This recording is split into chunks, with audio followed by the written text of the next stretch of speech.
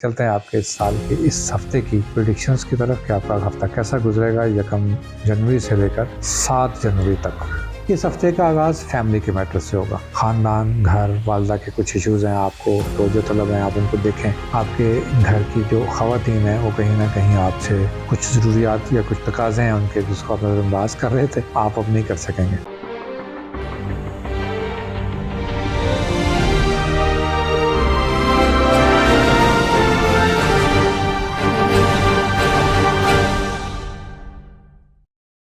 बिस्मिल्लाहिर्रहमानिर्रहीम। अस्सलाम वालेकुम दोस्तों, आप देख रहे हैं हमारा YouTube channel Mohammad Ali astrologer और मैं हूं मोहम्मद अली। आप लोगों का बेहद शुक्रिया। सबसे पहले तो आपको नए साल की बेहद मुबारकबाद। बहुत मुबारक हो, अल्लाह ताला आपके लिए बहुत आसानियाँ, सेहत, खुशियाँ और माली फ़वाइद और हर तरह से आसानियाँ और आसूदगी लेके आए। आप भी ज़रूर हमारे लिए दुआ कीजिएगा। दुआ ऐसी चीज़ है जी जो हर हाल में करनी चाहिए, हर वक्त करनी चाहिए और हर किसी के लिए करनी चाहिए। तो आप हमें अपनी दुआ में याद रखें और ये साल का आगाज़ अल्लाह ताला आपका बहुत बेहतरीन फरमाए जी।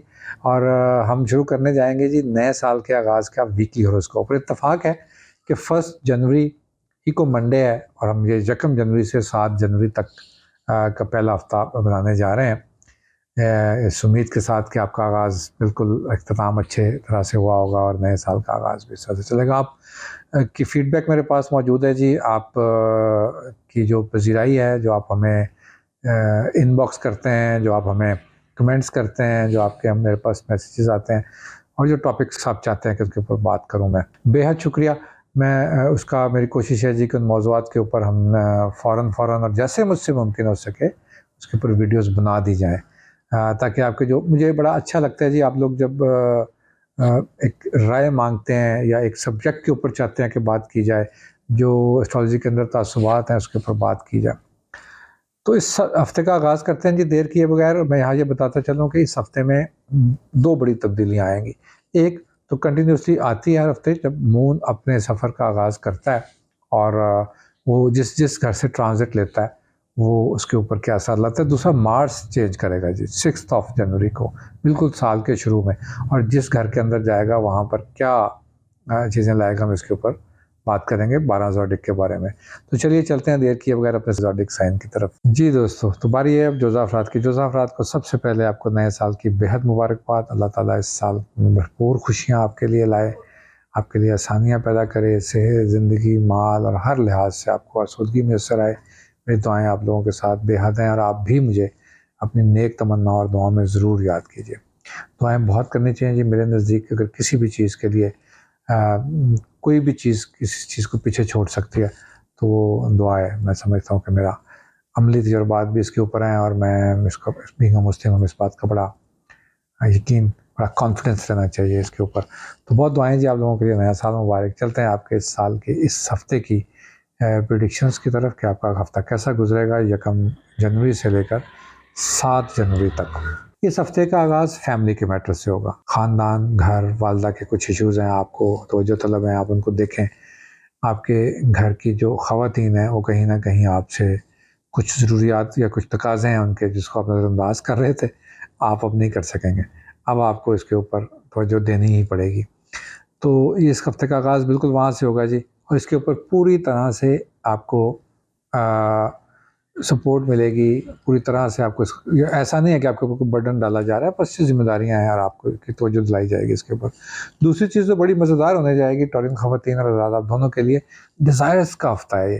ख्वाहिशात जागेंगी, यानी ख्वाहिशात जागेंगी कि आप ज़िंदगी में जो इतने सारे तरद्दुद करते हैं, काम करते हैं, पैसे कमाते हैं, कहीं-कहीं आप रिक्वायर कर रहे हैं कि आप कुछ रिलैक्स करें, कुछ अच्छे लोगों में बैठें, कुछ अपने आप के अंदर की ज़िंदगी को भी झाँकें। अच्छा, ये शुरू हफ्ते में ही 1-2 दिन में आपको ये मौका मिल जाएगा इसका कि आपकी ये सोच आए। लेकिन ये सोच आएगी, प्रैक्टिकली ऐसा पॉसिबल नहीं है कि आप अपने आप को बिल्कुल तन्हा रख सकें, क्योंकि काम करने का ये वीक है। तो इन सोचों को ओवरकम, मैंने रीडिंग इसलिए दे रहा हूँ ये वाली कि आपको इस तरह की सोचें अगर आएँ तो आप उसको ओवरकम करेंगे। और चूँकि प्रैक्टिकल चीज़ों के अंदर काम की ज़रूरत इस वक़्त ज़्यादा है, आपकी ज़रूरत ज़्यादा है फैमिली को, तो उसको तवज्जो देंगे।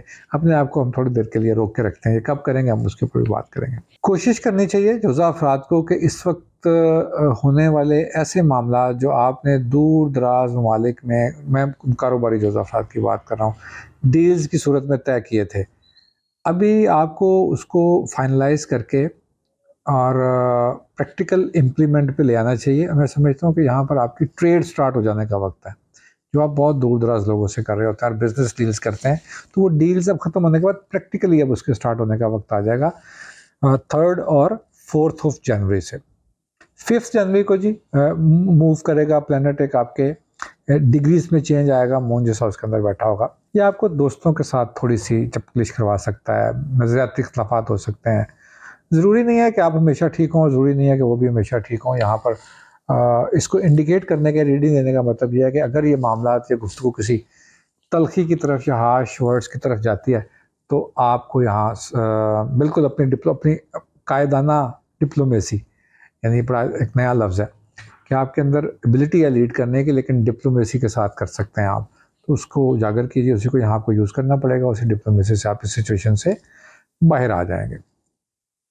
अभी तक जो दूसरी सिचुएशन जा रही है आपके पार्टनर्स हाउस के अंदर, जिसमें जिक्र किया कि आप बिजनेस 3-4 प्लैनेट प्लेस्ड हैं, मरकरी वहाँ रेट्रोग्रेडेड है, तो यहाँ पर नॉर्मली, और आपका रूलर है, आपको याद रहे कि आपका रूलर आपके 7th में आकर या आपके उस हाउस के अंदर जहाँ पर हम पार्टनरशिप पढ़ते हैं रेट्रोग्रेडेड है, तो आपको मिड वीक से ऑनवर्ड लिखत पढ़त का पूरा ध्यान रखना है जी, डॉक्यूमेंट को पूरा करना है जी, कम्युनिकेशन बड़ी तगड़ी हुई होगी, किसी भी तरह से आप कोई ऐसी कमिटमेंट नहीं करेंगे। नॉर्मली इस तरह से होता है कि वर्बल कमिटमेंट्स होती हैं, जब नए अफराद जज्बात में या नपे तुले में भी बात करते हुए कोई कमिटमेंट कर जाते हैं जो उनको नहीं करनी चाहिए, तो कमिटमेंट्स नहीं करनी आपने सबसे, वर्बल कमिटमेंट कोई नहीं करनी, ना कारोबारी ना दूसरी, ख़ास तौर पर मिड वीक से ऑनवर्ड।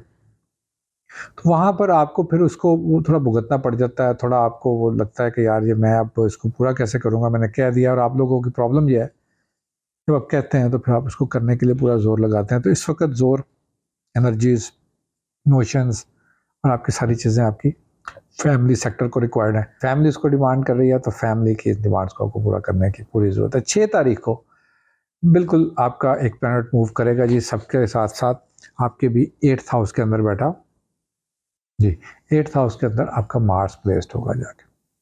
वहाँ पर ऐसी चीज़ों को वो एग्जॉल्ट कर जाएगा, सन भी वहीं प्लेस्ड है।